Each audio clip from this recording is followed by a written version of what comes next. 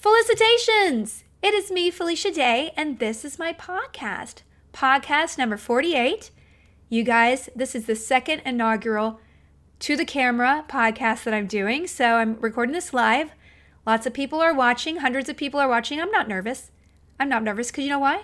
Because I washed my hair and I bought a new shirt. Oh yeah, you guys, I bought a new shirt. So I think my primary income expenditures, other than the basics that are torturous, have been buying calliope things. So being shut in a house with a 3.5-year-old really kind of requires spending a little bit more money on goods. So I have a box on the table, and it's not an elaborate box, but it's a calliope box. And so I allow myself to buy her a couple of things a week to put in the calliope box. And when I say, okay, you can go get something from the calliope box, they're usually of like a little small Lego kit, or maybe some stickers or a coloring book or a book. So of course I've set the bar way too high. So she's like, where's my calliope box thing every day? And I'm like, we don't have the income to get you a calliope box every day, but I wish I did. And so to be honest with you, I haven't spent any money on myself in a while, except for like rebuying sunscreen. So, I wish I could get her something all the time. And, there are a lot of little low price things I could put in there. Mostly Legos. The Lego thing is getting out of control. Also, there's a lot of really little pieces that I don't know what to do with, but maybe I should put my mind to it. And that's the whole point of Lego. Anyway. Okay. So long story short is I subscribe to way too many newsletters in my email. And of course, when you see 40% off a sale, it's like, oh, you got me. So I bought 3 new shirts. And I'm wearing one of them currently. Only the viewers who are watching me live can see it. It's a salmon-ish color shirt with a paisley pattern on it. And quite frankly, I'm feeling pretty fine. I also washed my hair. And I put on some lipstick. I moisturized my face. I'm clean tip to toe. All right? All the crevices cleaned out. I cut my toenails. Did not shave my legs or toes. But, one day I will. We'll do that. So anyway, I'm really excited to be doing this live and recording. All your feedback online was really positive, longer length. Also, it didn't seem distracting that I was doing this live because honestly, I'm just talking to myself in a camera. I'm just trying to make more eye contact with the people who are watching me. And I'm trying to ignore chat because it is rolling while I'm talking and I'm just like, da-da-da-da-da-da-da. So this is just you and me, listeners. It has been, and I want to give before I start, I want to give a shout out to my book. If you guys haven't done my book, Embrace Your Weird, it is the perfect time to be doing in self-improvement, rediscovering yourself, because quite frankly, we are all different people now than we were in March. And so now that we have a little bit of time to slow down, take stock of our lives in an existential, dreading kind of way, I think the exercises in Embrace Your Weird will maybe help you find a new hobby to add to your roster, or maybe to rediscover something that you forgot about that life got in the way of. So FeliciaDayBook.com, pick that up. Also, I want to give a shout out to Sean Sanderlookylook, who maintains the Wikia for this. So if you guys ever are like, well, what was that one weird book she mentioned last year that I really wanted to pick up, but I didn't pick up at the time? Well, felicitations.fandom.com is the place to go. Sean has everything in categories. So if you want to pick out recipes, places I've been, books I've read, TV shows, all that stuff, comprehensive show notes, they are all there in amazing order. So highly, highly appreciate Sean. So it's been 2 weeks, and so I was going to do a podcast last week because I was like, oh yeah, maybe I should just try it weekly. None enough has happened, okay? Maybe if this was a normal week of my regular life, but I guess that regular life no longer exists. So regular life is this life, and so not enough is happening in 2 week span to talk to you guys weekly. I don't know if that will ever level up, but I will try. So basically the highlight of the week, or the last 2 weeks, has been Ladybug Land. So I told you I was buying some things for Calliope, trying to kind of change it up, get craft things, all that stuff. So there's this place, I think I mentioned it last time, insectlore.com. So insectlore.com is a place, and I have no affiliation with anything. I would be very transparent if I were receiving money or free things from people. No, I just bought it. So I bought Ladybug Land, and it's adorable. It's basically a place where you can buy live insects for classrooms and home.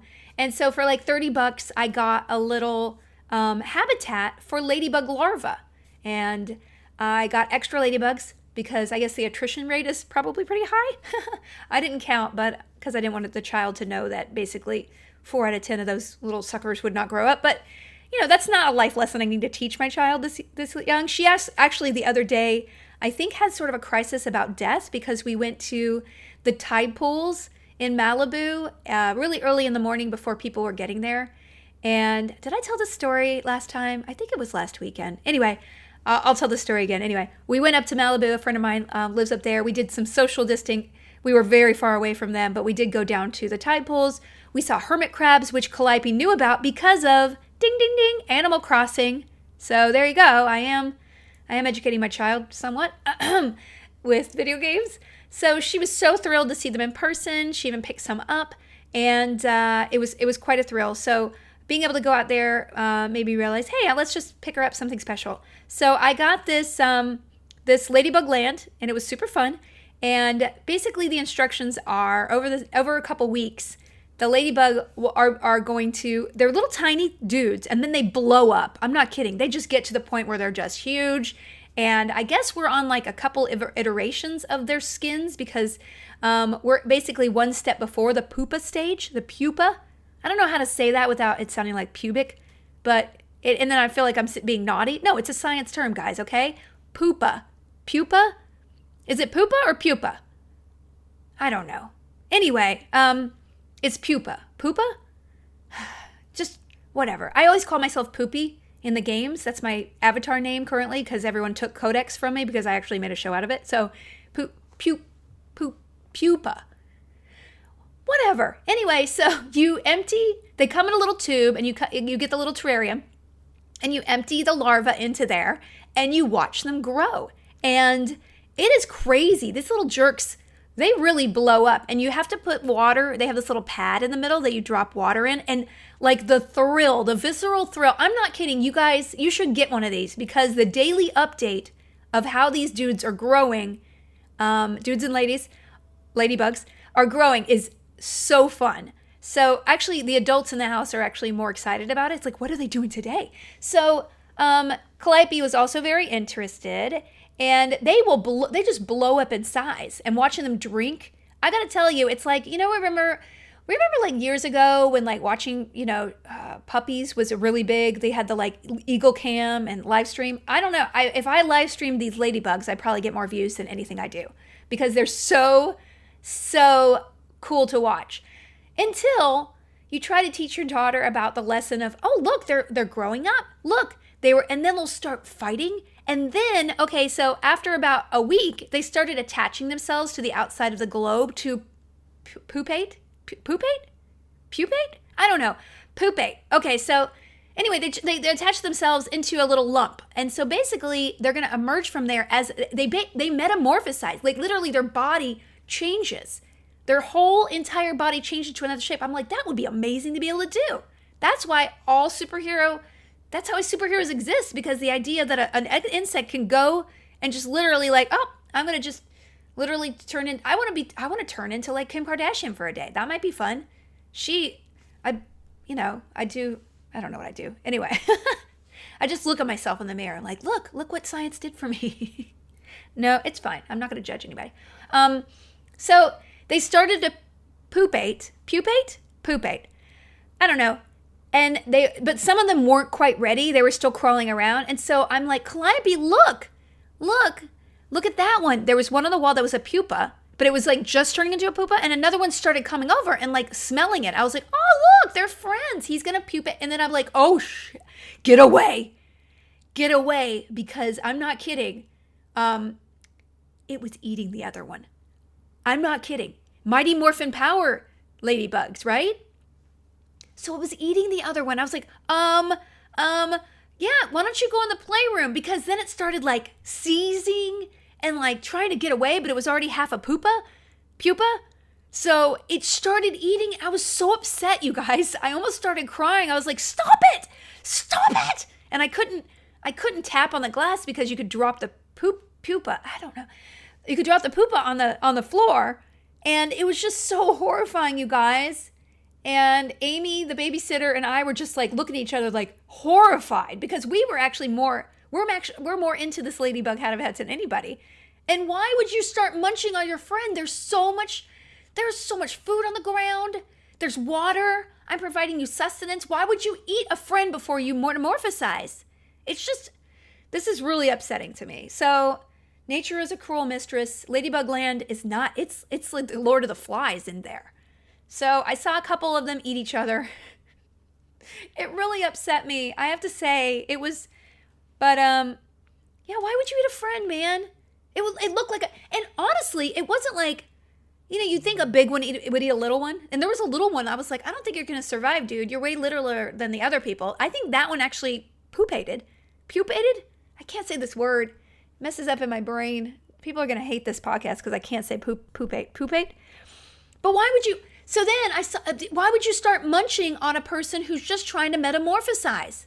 Right? I'm not kidding. 2, 3 of them. So like on the outside, there's like and they all face the same way, guys. So it's a little bit like the pod people.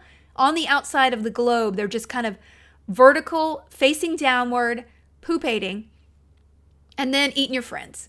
So I don't know. But then it said on the package that it would take 5 to 7 days for them to pupate. 2 days later, they started popping out. So I don't know. I don't know if my ladybugs are more advanced than other ladybugs. I watered them pretty aggressively because every time I put water in them, they scuttled around and started drinking the water. So I'm wondering, I'm just wondering what happened. What did I do wrong? What did I do right? Are they gonna like die faster because they had less pupation?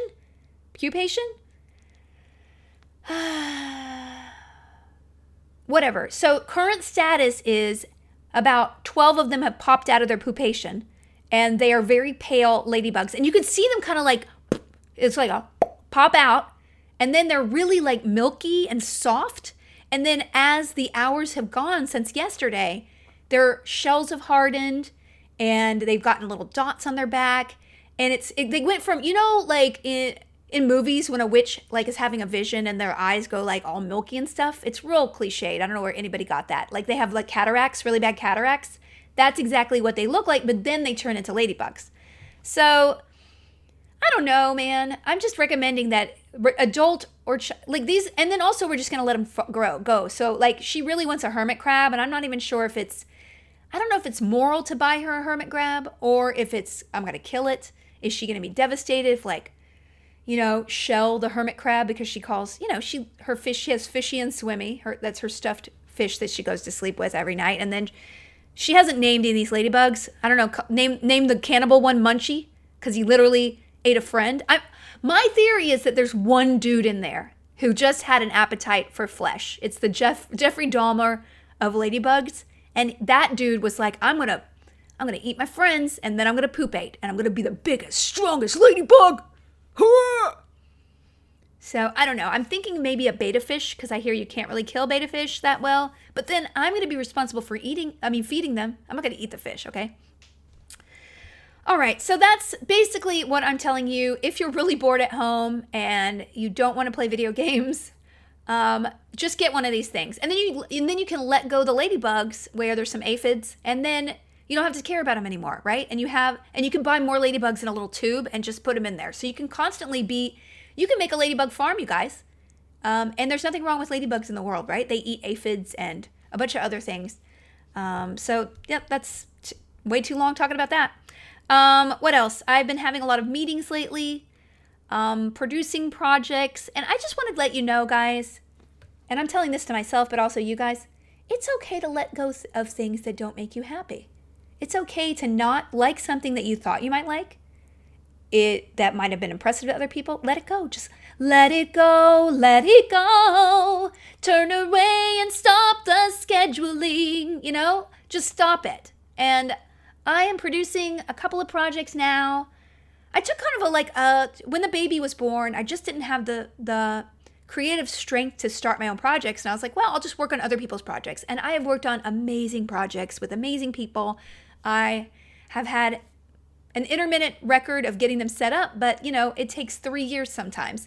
And I have to say that outside of the ones I'm working on now, mostly all animation, which I'm very excited about, but I think I'm going to just stop working on other people's projects because, first of all, I'm in the mindset of if I have one meeting a day, I'm like, whoa, my day is packed, because the rate of urgency and basically the pace of life that I'm used to now is so different than before. And I don't know if you guys find this, that less is way more. And so I'd rather be doing less better than be doing more, which I was just always doing more. And I was always feeling strung out and stressed. And I was like, what is wrong with me? And I realized maybe you were just trying to do too much. You were trying to be too much for too many people, and you weren't really figuring out what you need to be for yourself. And so I don't mean to, I'm not lecturing and I don't want to make it all about me. I mean, it is my podcast. But I certainly, in having things forcing me to cut them off, I'm like, you know what? I don't know if I miss that. I miss conventions, but I don't miss traveling as much. I enjoy having a regular schedule where, and also, I don't know if you guys are freelance or not. So if you're freelance people, you can totally associate with this. Every day, it's like, what phone call or email is going to come in and blow up my day or my week or my year? And there's part of that I really love, but I've never had a regular schedule in my life except for maybe college, where I had classes. But even then, it's kind of intermittent and semester-based. I never had to get up at 8 or 7 or 6 to go to school. I never had sort of 6 months where I did kind of the same thing every day. And the thought of it really made me want to puke. And when I had a company and I had to go to the office, I hated that kind of structure more than anything. But at the same time, now just having a regular kind of I do the same-ish things every week. And then it's almost like a treat to do something different. And it makes me appreciate the special things I do versus needing special every day. So I don't know. Long story short is that I'm going to just concentrate on the things I write and create versus producing other people's stuff, because quite frankly, I just get a lot more satisfaction. I have a lot of stories I want to tell, finally. And I think that they were let it dormant. They were scared of showing themselves because a lot of Hollywood people had rejected me for so long. And the ideas I have don't necessarily go with Hollywood, so it kind of made sense. So, I'm really getting back to, I have a comic book idea. I have a couple book proposals I'm working on, podcasting, live streaming. All of these things are making me so happy doing them that I don't know how I can go back to what I was doing before. Although I do miss acting, but the idea of being on a set and having someone breathe in my face and what are those actors doing after hours? I don't know. So anyway, that's what I'm doing now. I'm also rewriting that big project that I've been talking about for 2 years. Another rewrite, but this is one of the last. And I'm hoping by the end of the year, we'll see this project. Beginning of next year. At this pace, everything is 30% slower. So we'll see. But it has been a good life lesson. I've also wanting to do a lot of escaping lately. And so I want to recommend a couple of, basically, if you see a reflection of my Instagram, I used to only follow Hollywood people on my Instagram. Now I still follow the friends I follow, but now I follow cooking sites, Animal Crossing sites, and oh my God, cheap dream houses.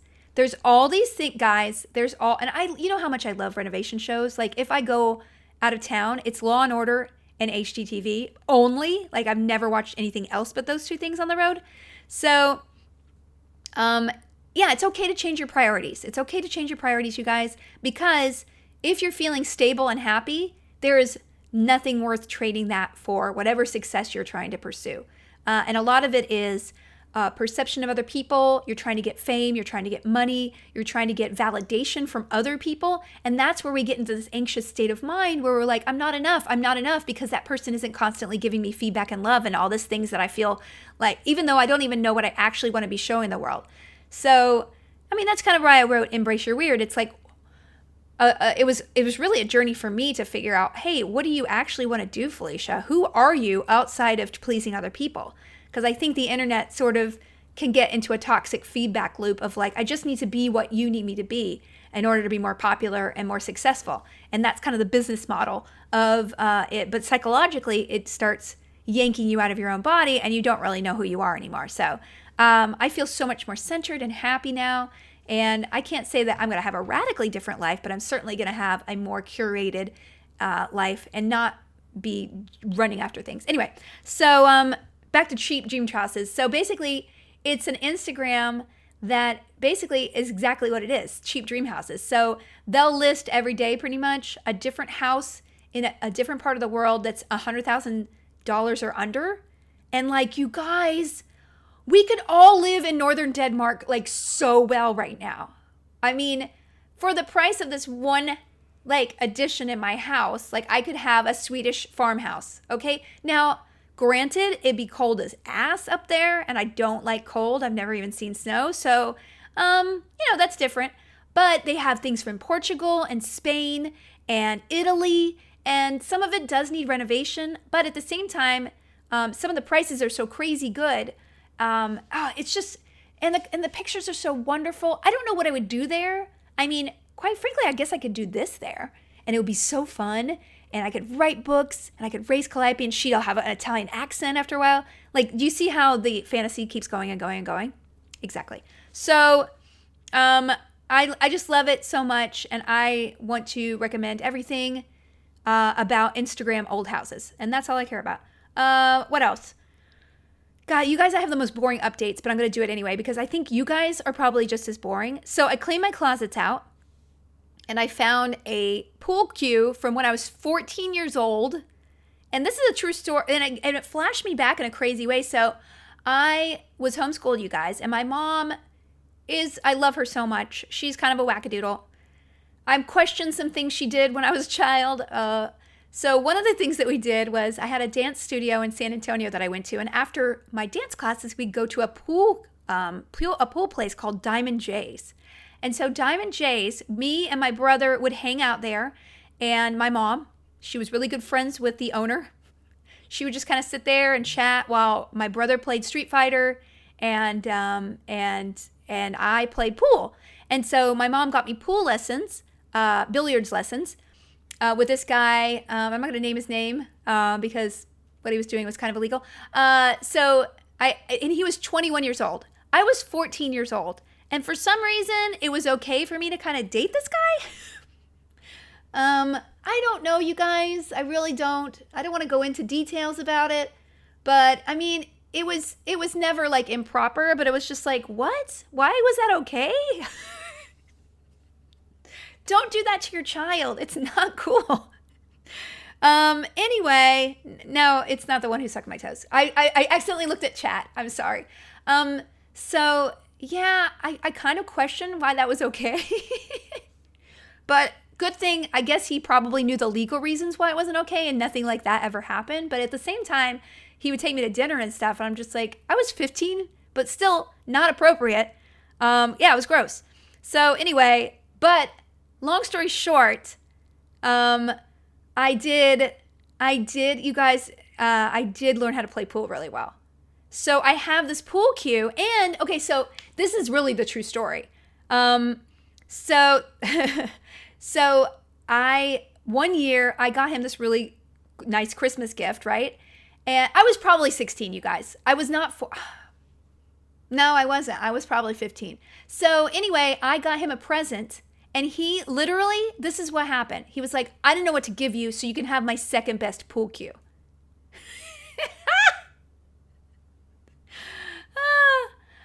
You can have my second best pool cue. So he gave me a second best pool cue, and I accidentally left it there because he ended up having, he was like having intercourse with another woman who was there, which probably, I mean, appropriate because he was of age and I was not. So he had to do that somewhere. Fine, good for you.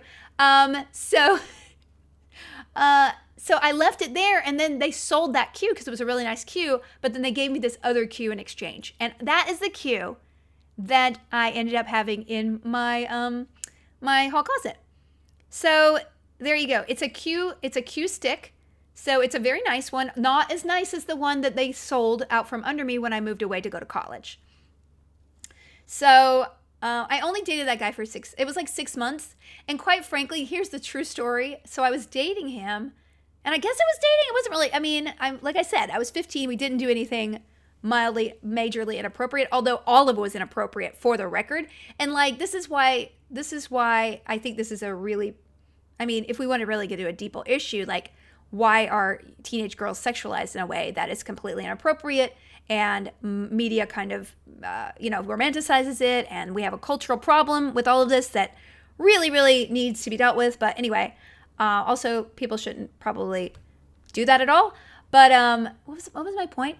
I lost my point. I lost my point because I digressed trying to assure you people, like, I am fully aware that it's really illegal. I mean, technically not illegal because there wasn't, again, anything inappropriate going on, but it was just really, anyway. So the reason why I was like, I don't want to have anything to do with you anymore was he wasn't that cute, but he really knew how to play pool really well. But then a friend of mine was like, oh, you're dating that guy? And then I was like, no. And then I like... So her judgment of him completely changed because I really didn't see him the way he looked. I just was like, he can run a table. Great. So I just want to let you know that that's my story of my pool cue, and I probably regret selling that story, but that was what happened. Also, I had a lot of baby stuff that I found out, and I just shoveled that crap out the door. And I found just like things I never used. Like, people tell you need a travel crib. Never used it. I gave it to a friend of mine who's having a baby, and everything's fine now. But I did, guys, I want to talk about this because I don't know if there's women in the audience who are listening right now who could associate with this, but I will not get rid of 2 pairs of maternity pants. And it feels weird. I'm like, can you just get rid of those, Felicia? And like recently, so you guys, I was very transparent with the fact that I did IVF. So I had to have doctors put my baby inside me. We had to make the baby outside of my body, the embryo, insert the embryos. The embryos didn't take. Then I got the baby of my dreams. So it all worked out after 2.5 years of work. My body was too stressed to do anything very good. But you know what? I got there. But I have several other embryos stored, right? And I don't have like romantic ideas about, like I have a 5-celled embryo in storage, 4 of them. And I know they're all males, and that's it. And so, I don't want another child. But then at the same time, there's this weird part of me is like, oh, I can't. I mean, if I donate them or dispose of them, like, I'm closing that door because it was so hard for me, then I'm committing to 1 child for the rest of my life from my own body. And it's just so hard. It's really hard. I just, I don't know what it is in my brain that I'm feeling. I mean, I love my brother, and then Calliope does preschool, and half the mothers there have like another child, and it's like, oh, there's 2 of them everywhere, and I keep seeing these 2 there. And so I guess I don't know what to say other than like, does it ever get easier to just pull the plug? Because I kind of have to physically pull the plug because they doubled my rates because I've had them on tap for 5 years. So it's like $100 a month. And I'm like, this is way too expensive for like a maybe, or I don't know. So I don't want to make a decision for, and I am not like a young person, but I certainly have many years left. Also, you can implant an embryo at any age, but I don't want to be like a 70-year-old with a 10-year, I'm not going to, you can't carry a baby that long. I don't know. And it's weird. It's weird. It's a very strange decision to have to grapple with. And my decision is just to procrastinate and I guess waste money on it and then keep 1 pair or 2 pairs of maternity pants just in case, because they were super comfortable. So I don't know. I love having my 1 baby. I want us to travel the world together. She is not really into other kids. Every time I say, she came up to me a couple months ago. She's like, you will not bring another baby in this house, like really harshly. So I don't know. Anyway, that was another thing that happened. I have a flea infestation in my house. So I have 1 cat who does not go outside. Somehow I got fleas in this house. This cat, I have vacuumed everything. I've taken up carpets. She is still covered in fleas and dirt. I don't know what is going on. It's like, does she have a secret hole she goes through and goes outside? Guys, I don't know what's going on. I'm going to give her a bath after this podcast recording because I just don't know what to do. I'm at my wit's end. I've tried flea powder. I've tried Advantage on her. She has Frontline on her right now. I'm going to go get Advantage, but I'm going to give her another bath. I'm going to vacuum again. I don't know what it is. And I'm vacuuming the chair. I'm vacuuming the carpets like every other day. Is that not enough? Do I have to get, and I don't want somebody to come and bring chemicals. I don't know what to do. I've heard that, I heard that it's just really hard to get rid of fleas, and I have to come in and have somebody balm it, but I don't want the chemicals in the house. I have a baby. So, I'm going to have to balm the house, aren't I? I mean, it's a good excuse for me to like go to a hotel somewhere for a couple days, but at the same time, I don't know. There's not even, I don't have carpet. It's hardwood and tile everywhere with some area rugs. Anyway, so it could be bats, could be squirrels, who knows? So that's another thing that I'm really grappling with. Also, construction is on its way. We have an inspector from hell who made us take out some of the special expensive insulation that I put in my office to make it more insulated so I can do voiceovers and streaming from there really easily. He was like, you can go back and reapply to put that in the ceiling, but it'll be 2.5 months and another $1,000. I was like, what are you doing? Is it really that important? This is better insulation. Did I really need... This guy is out for us. We actually called him on something. He said we had to put like a ladder. Has anybody had this in construction? It has been a nightmare to work with the city of Los Angeles. The DWP, the inspectors. It's like, I don't know. I probably should have just moved, but it's almost done. So I guess it's a little too late. I should just sell it and go to Italy. You're right. You're totally right. I should sell it to go to Italy. Or, I could have a villa there. You could have a 7-room, you could have 7 buildings probably for the price of my LA. Well, maybe not, but I could have a nice house there. So but I can't leave because I have construction going on. So I can't leave to flea bomb my house because I have construction, I have to be here. So after that's over, maybe I'll flea bomb. And in the meantime, I'll be sitting on the chair watching TV and a flea will jump on me after I vacuumed it that day, and I'll just start screaming. And I'll get like all the hoses out, just sucking. I don't know. Okay, 2 more things that's I made a frittata in my Instant Pot. So any Instant Pot aficionados out there, frittata. It was so easy. I sauteed some mushrooms. I put some kale in it. I put goat cheese. It's very easy. It's just like a little bit of flour and eggs and milk. And you put it in. You have to get a ramekin and drop it in and cover it in foil. But it came out so fluffy. So that was my victory. And then my other victory, last thing, is, you guys, I have I have gone down to first gear in Animal Crossing. This will be a surprise to all of you because you guys know last week or last podcast, I literally wrote a monologue for my villager Ketchup. It was bad 2 weeks ago. And I have to say, my inspiration to write a monologue for Ketchup was one of the reasons why I'm like, girl, you gotta slow your roll.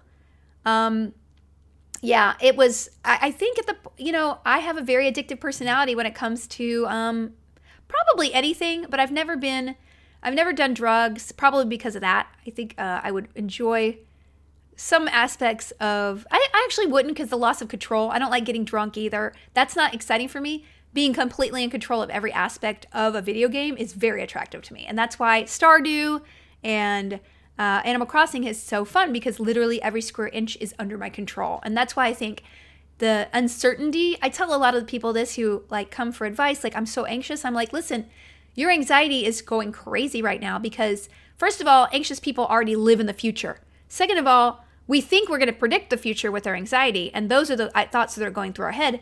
Third of all, you don't know what the hell's going on in our futures because it's so uncertain. Every day brings something different. Any plans you're making cannot be planned. So your anxiety is probably like, I cannot predict anything. I can't even predict the worst things to happen because the worst things are already happening. So we're, in a little bit of a hard time right now. And so I think the comfort of controlling every single aspect of an Animal Crossing island was very appealing to me. The social aspect is very appealing to me. I have an amazing Discord community, discord.gg/FeliciaDay. Please come and chat. I heard from a couple people who came into chat. It was a little hard to get into the community. And I just wanted to let you know, if you are having an issue, please speak up. share who you are. Join one of the subgroups. It's a little easier to get into those. General chat generally is a little hard to jump into. There's a lot of people who already know each other. It's like any community. You just have to stick around and join conversations. And I'm sorry if somebody isn't feeling the ease of jumping into the community. It's like 9,000 strong now. But at the same time, I would say that every sub category has their active chatters. So you can really start small and like move your way into the community. But don't expect to like be totally a hunk, because like if you walked into a party with a bunch of strangers, how would you feel, right? Same thing. So, but if there's anything that we can do to invite new people into that and make it easier to transition into the community, please, I'd love to hear your suggestions. Someone suggested an introductions channel where people could do a little paragraph of themselves, that maybe we don't add any more chatting. You could just kind of like search through the people. I think that's a great idea. So we'll be working on that. So I have really cut back, and it's been very good for me. I got to the point where I was a little bit obsessive, and I kind of finished my island to an extent. So it kind of left me satisfied, and I was like, I have to walk away from here. It is getting frustrating. I was getting super irritated with catching sea basses because I was trying to get some more fish for Calliope to put in and I was just like, I don't have an hour of my life to give you to get freaking sea basses. I mean, the common fish are stupid. I don't want dace or sea basses ever around me again. I just want to catch a tuna and a mackerel, okay? It made me so upset. So, I would say that I gave a tour of my island to What Good Games today, and it was actually fun to revisit after kind of a week of AWOL. There were a lot of weeds, guys. But at the same time, I think I'm just going to save it now. The great thing is that I love the architecture of and until something new comes in, I'm just going to be a casual tourist on my own island, log in occasionally. There's nothing I need anymore. I had this sort of like, when I had projects, I get obsessive with projects. And so I was like, I got to finish this coffee shop. I got to finish this, movie theater. I got to get it, and I got pretty crazy. But now that I have a really beautiful island that I'm proud of, I have all my islanders set, I'm okay to coast and be more of a tourist because it's actually helped me a lot. So that's it. So it actually is kind of sad because that was a continuing thing in my life. But, Amy and I are still streaming. We're streaming tonight actually so we're streaming now on Wednesdays and Sundays. And just FYI to all you listeners, the D&D for the Guild is going to be starting back up in August. So we will run August 3rd through 26th, I believe, or 2nd. Sunday nights, 4 Sundays in a row at 7 p.m. Pacific. And in the meantime, Amy and I will be streaming on Tuesdays and Sundays, and I will be solo streaming on Fridays. Now, I'm debating whether to change that to a daytime stream, the solo stream, but I kind of like sitting back on a Friday night and just kind of hanging with you guys, so I can't tell. We'll see. So the last thing I want to talk about before I get into question, oh God, we have a lot. I've been talking quite a lot, you guys. So the last thing I want to talk about before I get into categories is San Diego Comic-Con. So today is the first day of San Diego Comic-Con. And I'm sad. I'm sad because it has been 12 years, 13 years since I haven't been to San Diego Comic-Con. And my heart is a little sad, you guys. It used to be literally the one thing I planned around all year. We would do music videos and premieres and our panel, and we would put months of work into it. It was literally the highlight of the year for us, for the Guild. I still remember that time when we all dressed in our avatar outfits. We went to that too small panel room where Joss Whedon was sitting in the front row, and we stood in front of everybody and we played that video, and it was like we were rock stars. It was probably the most amazing thing because it was so crazy, and we were in a stripper bus, and Xbox was like, yeah, do it all. And there was a line. There were 1,000 people trying to get into our 400-person room. In addition to the 400 who are already there. And from then on, Comic-Con gave us, the Indigo Ballroom because we proved it to them. We were grassroots, and it was such a wonderful victory to have that. And I can't even tell you the number of memories I have there. Dancing. I lost a tooth one night before the Supernatural panel because I was dancing at Nerd HQ, which was Zach Levi's party. And I went home at 3 a.m., and I had to wake up at 6 to put my makeup on for the 9 o'clock panel or whatever. And I was missing half a tooth, so I couldn't smile the whole panel. And I don't know where that tooth went. Did I swallow it? Did I spit it out? What happened, you guys? Who knows? We had the Geek and Sundry, the the Gigafactory hot ass, upstairs at Joltin' Joe's, those years of terribleness, having Legendary buy us, and that first year where we rented out the whole stadium, and I was like, oh my God, I'm the superstar of Comic-Con. I invited all my friends to the party. It was so wonderful. And then you kind of all fall apart, everything falls apart. Or just, yeah, I also, you guys, I have veneers, I have like caps on my teeth, and one of the caps just literally had a little crack in it. And I was like, oh, I should get that done. I should get that fixed before I go down to Comic-Con. I don't have time. And then the crack turned into, there's no tooth there. So who knows? Who knows what happened to the tooth? We don't know. So anyway, and I realized that there's a con family that I have. And, there was a con family where Seth Green, and I don't mean to drop names, but it was like there were two con families. There was the fan family where I would see the same fans every year. We'd always have the Team Human meetups. We'd have the meetups at Joltin' Joe. I would have parties where stars would come and they would dance right next to fans because it was just like the perfect melding of everything that Comic-Con should have been, because like most of the parties are closed to regular people. And I was like, this is bull. I want to open this up to everybody. So all my actor friends would come. We'd have this great DJ. And I have to tell you, like, I don't think it'll ever be topped. It'll never happen again. But they were wonderful memories. And we had amazing people in those, and one of those people was Grant Imahara. And I don't know if you guys know this. He passed away very unexpectedly of an aneurysm about a week and a half ago. And there is no joy like seeing Grant Imahara enter a party. He has the most infectious smile. He had a light about him that was just incredible. He was always just a wonderful dancer. He knew how to party, and he was just a joy. And I consider him part of my con family. We did a lot of projects together on screen as well, but it was really that con family. I mean, it was all year. I just look forward to hanging out with this small group of people who I felt at home with, who I felt like were, anyway, I don't want to talk too much because I might cry, but such an unexpected passing away of a stellar gem of a human being. And I don't think, every time I enter a party from now on at a con, wherever it is, I will always think of Grant. So anyway, and that kind of made me think, I read this really interesting article about Robin Dunbar, who is a anthropologist, and he was actually studying whether how many friends you can have, right? So he's a primate anthropologist, and so he proposed that our brains, in fact, have a limited capacity to know other people in detail. So someone actually gave the finding a name. It's Dunbar's number, which is about 150 people. So this theory says it factors of 3 every time. So you could have 5 intimate friends. You could have 15 good friends. You could have 50 close friends. And you could have 150 friends. And I don't know if that's like inclusive, all inclusive.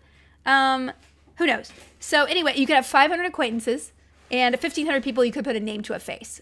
Which I totally, I know a lot of faces that I could put faces to name in a creepy way almost. Like I'll see a fan, I'll be like, hey, Mike. He's like, how did you remember that? But I used to have a much better memory. Now after the baby, it's like, but I'm just like, well, I started getting really panicked because I was like, well, I kind of know my intimate friends, but like, who are my close friends? Who are my good friends? What is a good friend versus a close friend?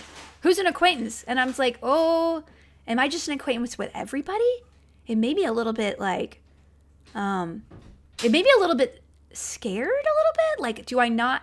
Because especially with Grant, I was like, well, we sat down and had a couple conversations together, but we never really hung out because I just didn't hang out with people because I was so busy, right? So I just don't, I'm worried. And I think quarantine has also taught me that the people who will fall away are not your good friends or acquaintances, right? And so some of the people who I didn't reinforce in a way would be in my 15, but I'm like, I'm not spending enough time with these 15. I'm spending a lot more time with the 50 or the 150. And I'm like, well, Felicia, who are the people who are going to be there when everything falls out? All the bottom falls out from under you. It's going to be the 5, the 15, maybe the 50, right? And so it made me kind of reevaluate the whole thing with Grant, but also just Comic-Con not being there. It kind of made me reevaluate, like, who do we invest in, right? I love my community, and I would love to see any of my community in person because I probably spend more time with the community than I do people in real life. And I'm not saying I want to cut back on that. I'm saying that's a very important part of my life, investing in fewer people versus like trying to please everybody. And also looking at those relationships where you're like, well, I want to make them a good friend, right? Or I feel like they're a good friend, but I'm not putting enough time into it. I think it's good to evaluate. So just doing the little Venn diagram. We're at 5 intimates, 15, 50, all of that. Anyway, so yeah, I mean, I even was struggling with 15 good friends because like, what is good or close? Like, what is it? Close friends feels like 5, the close friends, and good friends. I feel like close should be like the 15. And I'm not even sure I have that many. I don't even know if I have 5 intimate. Like, what is intimate? Am I like, not in a physical sense, but like, what is intimacy? You know, is that like really sharing secrets that you wouldn't want anybody to know? I don't even know if it's 5. I'm getting panicked. I'm like starting to sweat. All right. Last thing. Let's, God, it's really late. Let's rush through the rest. Books. I finished The Goldilocks by Laura Lam. It's an excellent book. It has a lot of layers to it. If you are a fan of progressive, sci-fi, interesting world building, all of that, highly recommend it. Still reading Herodetus' Histories. Okay, guys, it's the principle of the thing. I am now 58% through. I will not stop until I'm done. It will take another 2 months. But I wanted to kind of like tell you a quote. I have to have a quote of the week with Herodotus, okay? I have to have a quote of the week. So the quote of the week is, this story is about some dude who was, he was accepting quarters to his daughter. So back then, a dude would pick his daughter's husband. And I guess he had 10 guys who were hanging out trying to qualify to marry his daughter. So here's the quote. As the wine flowed, so Hippocrates, who had established a clear lead over his rival suitors, ordered the oboe player to strike up a jig on his oboe, and then when the oboe player did as instructed, began to dance. It appeared to the dancer himself that he was cutting a tremendous dash, but Cleisthenes,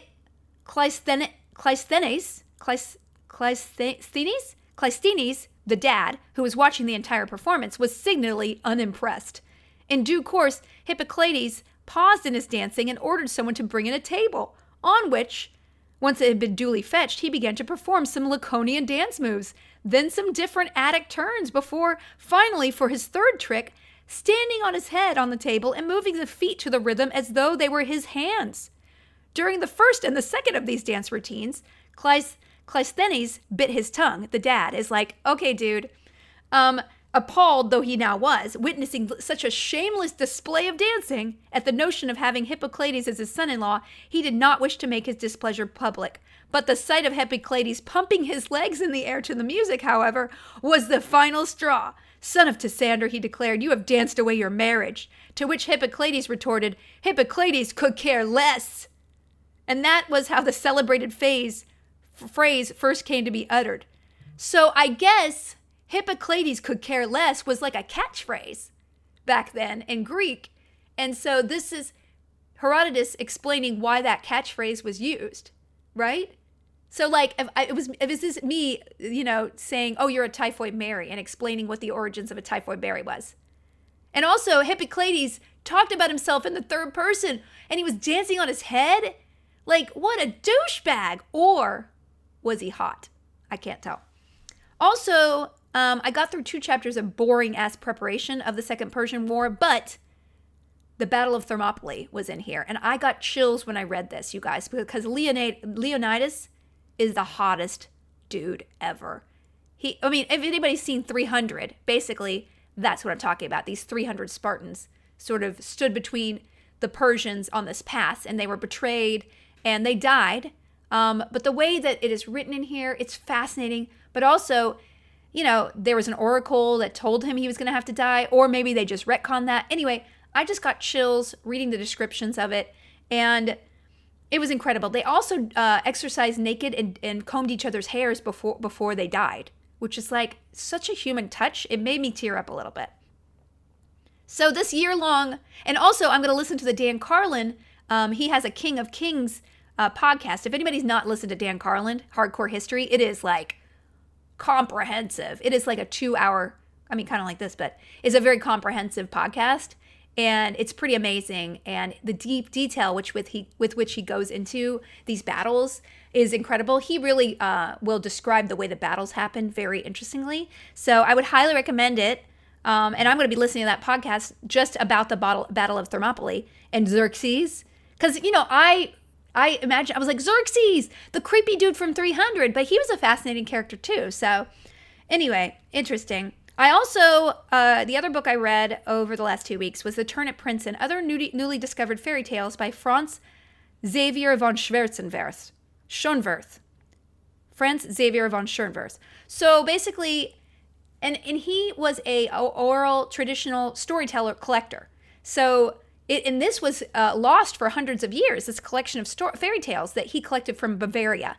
And so he was up there with Hans Christian Andersen and the Grimm brothers and Perrault about collecting local fairy tales in the 17th century, I guess.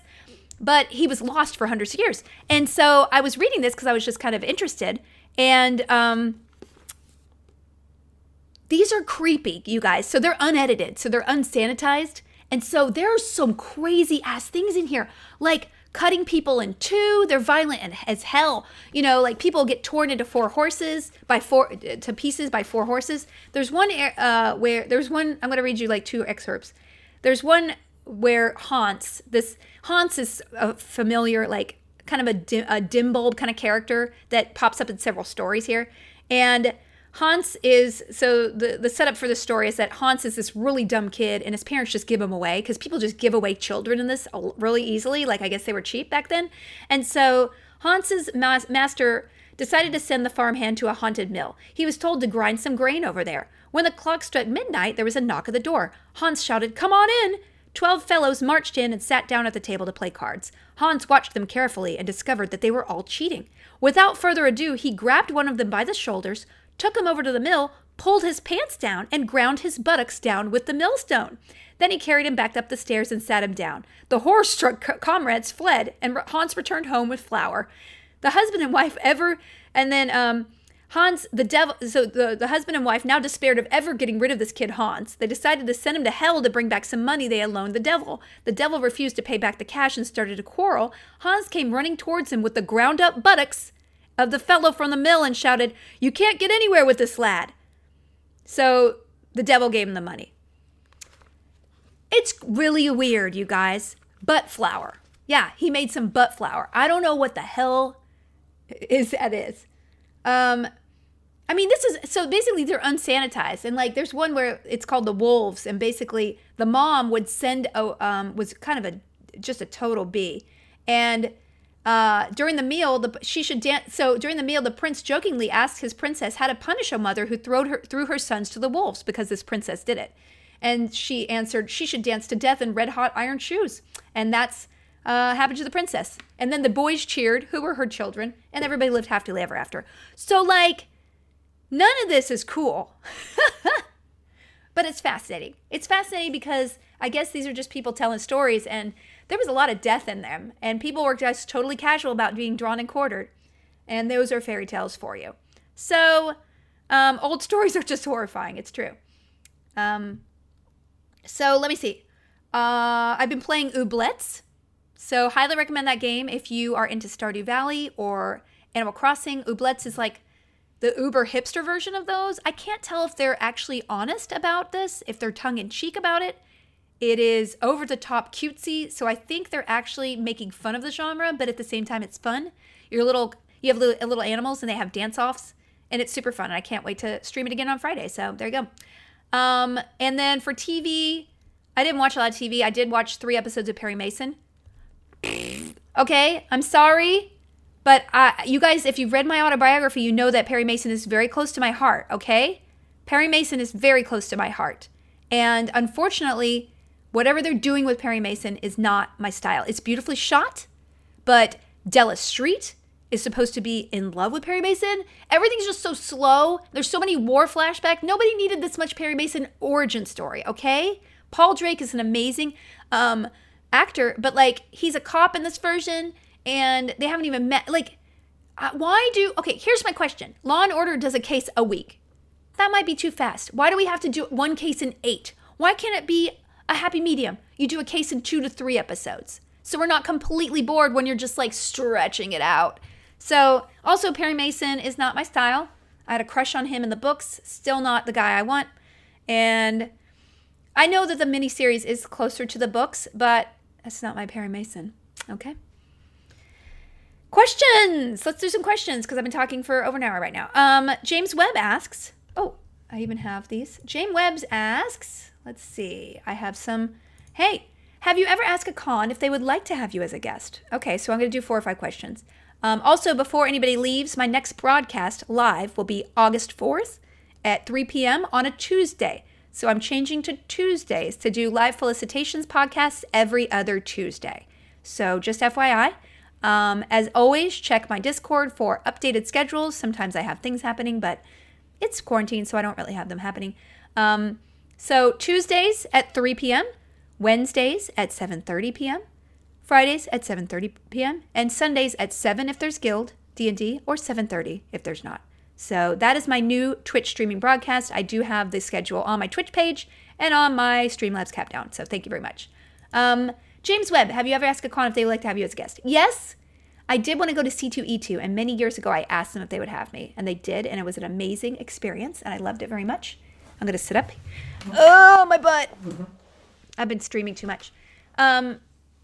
Yes, so I have asked just a couple, but mostly I do have an agent for that, and they reach out. Unfortunately, right now is not a time to be going to cons. I think I still have one Swedish con on the books, but I believe that will probably get canceled, and I suppose I will not be seeing anybody until the beginning of next year. I don't know what is going to happen, so I am just going to take it one day at a time. I'm going to have fun with you guys on my podcasts, on my streams, on my Discord, and work on my writing projects. So that is my near future plans. James, thank you much. Marissa asks, hi Marissa, my sweet babies are going back to daycare, but all the staff have to wear masks. I get it, but I'm so worried about their language development and social development, not being able to see people's faces. Are you sending yours back to school? That is a very good question. Calliope has not been to school. She just started preschool summer camp, but it's only 30 to 45 minutes a morning on the Zoom. And I find that 30 minutes max is what she can look at on Zoom. So I would say that, I don't know. I don't know what the answer is. I think it depends on all families, what you feel comfortable with. I don't feel comfortable having her go to a school. The school is not open. I don't think they'll be opening in September. Los Angeles is one of the hot spots of COVID where like every day is a new record number of cases. So we're particularly hard hit right now. And I don't think it's safe for me or her or my family to be exposed to COVID. It's not safe for anybody because if she gets it, she might be okay. I might not be okay. The people in my family might not be okay. And I want to keep everyone safe. So I don't know. I'm not sure. But I will say that, your concern about the mask is something that's really interesting that I hadn't thought about. It's something worth researching. I know that your babies will be with you a lot so that they're not going to not see people's mouths. And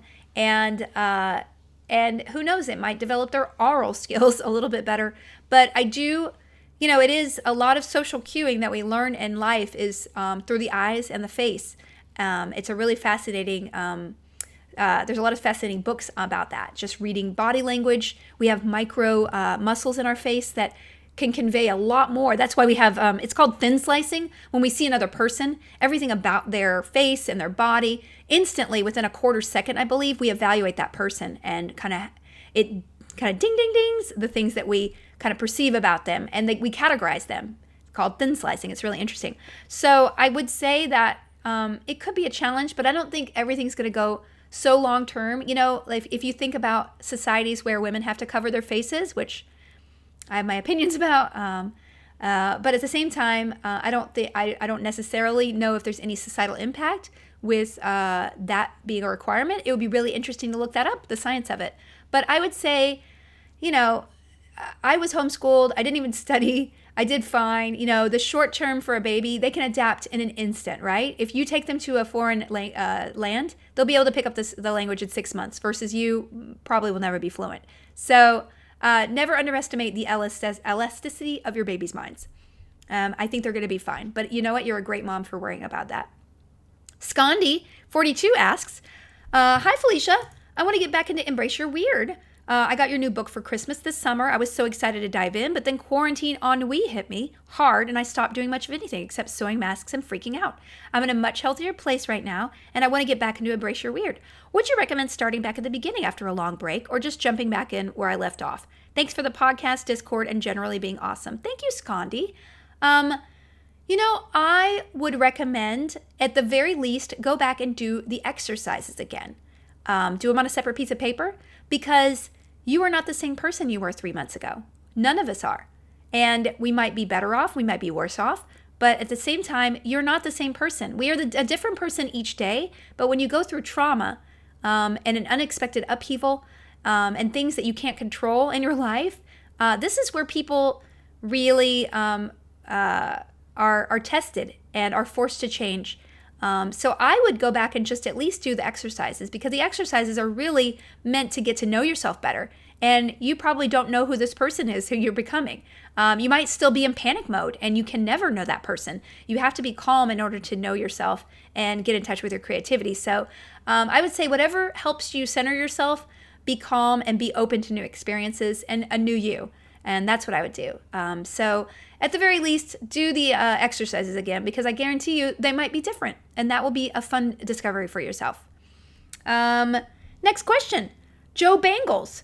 I still think you should tell me your favorite cheese. Well, Joe, the way you phrase this question, it feels like I've refused to tell you my favorite cheese for a while. And I'm kind of interested in knowing why you think that. Why you think that we've talked about cheese before? I mean, you still think it, but anyway, my favorite cheese, I'll just tell you, I like a soft goat cheese or a brie. Well, you know what? Now that I think of it, now this is a good question now. I actually like super stinky blue cheese. Like I want blue and green. I want so many microbes inside of me. I want it to be like hairs growing in there, okay? I like the stinkiest, grossest, cat poopiest cheese in my mouth, okay? I love goat cheese, it's mild, but honestly, if I can go, wow, that stinks in my mouth, the blue stank. It is the equivalent of a dog eating a cat poop. That's what I always say. Joe Bangles, I don't know what if there are other questions that you still think I should answer, but you just need to throw them out here. Hashtag felicitations on Twitter, or you can post in the Discord, the Felicia Adventures Discord. And Shonda Sandalooky Look picks those up, puts them in a spreadsheet. All the love to Sean Sandalooky Look. Okay, 2 more questions and then we're wrapping it up. Stephanie Houston asks, do you have recommendations for a podcast, a microphone for podcasts and voice work? Well, Stephanie Houston, good to see you. Yes, I have 2 recommendations. If you want to do voiceover work, I would invest in getting a hype mic. It is a little bit pricey, but it allows you to do uncompressed audio. And as far as USB mics, it is the best one you can have because when you do a voiceover, a professional voiceover, especially remotely, you want to be able to not compress that that vocal track. And I have a Blue Yeti in front of me, which I use on my streaming computer, and that's much better for podcasts and for streaming because the file is smaller. So basically, I would recommend one of those 2. The Blue Yeti is much more reasonable priced and perfectly fine unless you're doing professional voiceover, okay? I've even done, I have never done professional voiceover with this mic. I had to get the hype mic, but that's because I do actual produce cartoons where I'm being paid for it. I would not recommend necessarily investing that much money unless you know you're going to make your money back somehow. So that's it. I picked some very procedural project. Okay, so last questions. MST3K Temple asks, is there one particular event you can look back on that changed your career path that got you where you are today? Well, I can point to the Buffy audition where I went at 5 p.m. and I read for a guest star, and then they asked me to cold read for a part named Vi, and by the time I got out to the car, they had hired me, and I had to show up the next day, so I guess they lost an actress, and it was supposed to be for an Asian woman, that part, and they gave it to me because they were desperate, and that changed the trajectory of my life very much because I owe my career to Joss Whedon. I know that the platform he gave me, the support he gave me, the mentorship, he is an amazing person who has encouraged me along the way of my career, and I owe him a lot, creatively and also just logistically. Also, the one particular event that changed my life was joining a support group and having those the women in that support group encourage me to film my my script, The Guild. I never would be here right now if they hadn't given me the boost. It never would have occurred to me to shoot something on my own. I was frightened. I can't even tell you the fear when they suggested it that struck my heart, because I didn't know that I could do it. I didn't know how to. I was afraid I would be, every single fear in my life, of my neurotic little life, came crashing down upon me. And their support made me discover something that I never would have discovered in my life. So yeah, those two things really, really changed my life in a really positive way. And I can also point to other. I think we innately know those the things that we actually remember are turning points. I can still remember, I think I talked about this last week, about there's a time on the beach in Jamaica right after Geek and Sundry, a year after Geek and Sundry launched, and I had to choose between going forward with it with a second year and quitting. And I know that I should have quit for my own sanity and my own mental health, and I didn't, because I couldn't be a failure to whoever I thought that was going to be.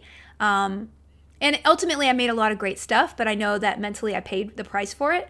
And so there are those momentous, like, the Robert Frost kind of thing where you go one path and the other. Which side do you pick? There are a lot of those in all of our lives. And at the same time, just rest assured, we always make the right decision. So, because if I hadn't made that decision on that beach, then I might not have the baby I have right now. I might not be as happy. And who knows? I might have been much more mentally affected for having walked away from something that I put so much of my time into. So that's why I talk about regrets in my book, Embrace Your Weird. Regrets are not necessary, because there's nothing that I can challenge you, and I know that you can list several things that you would never trade that might not exist because of those decisions you regret. So there you go. No regrets, exactly. So that's it. Okay, well, this has been Felicitations, long, and I hope you guys are enjoying the format. Please give me some feedback on Twitter. Please subscribe wherever you have podcasts. Please rate it.